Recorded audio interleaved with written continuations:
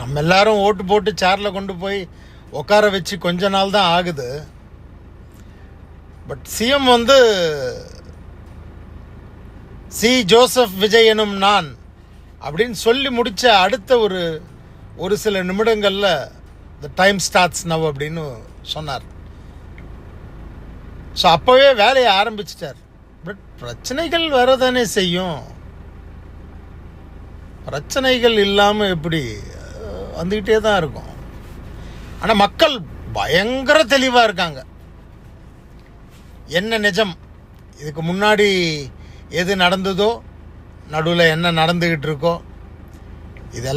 இதெல்லாம் முடிஞ்சு இதுக்கப்புறமா எப்படி நடக்கும் அப்படின்றது வரைக்கும் அவங்களால விஷுவலைஸ் பண்ணி பார்க்குற அளவுக்கு இன்றைக்கி மக்கள் தெளிவாக இருக்காங்க.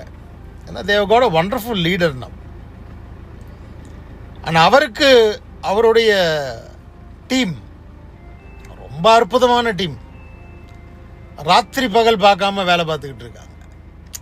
காமெடி பண்ணுறவங்க அவங்கள வச்சு மீம்ஸ் போடுறவங்க, காமெடி பண்ணுறவங்க அதெல்லாம் பண்ணிட்டு தான் இருப்பாங்க. பாவம், அவங்களுடைய வேலை அது, அவங்க பொழப்பது, அது பண்ணால் தான் அவங்களுக்கு சோறு. அதனால் வேறு வழி இல்லை, அவங்க பண்ணிட்டு போட்டோம்.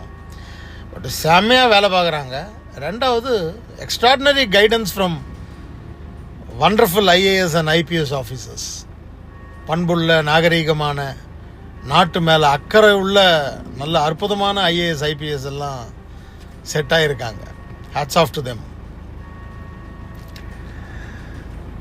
நடக்கிற நல்ல விஷயங்கள் எல்லாத்துக்கும் நம்ம கைத்தட்டி பாராட்டுவோம். அதே மாதிரி சட்டத்தை மீறுபவர்கள்,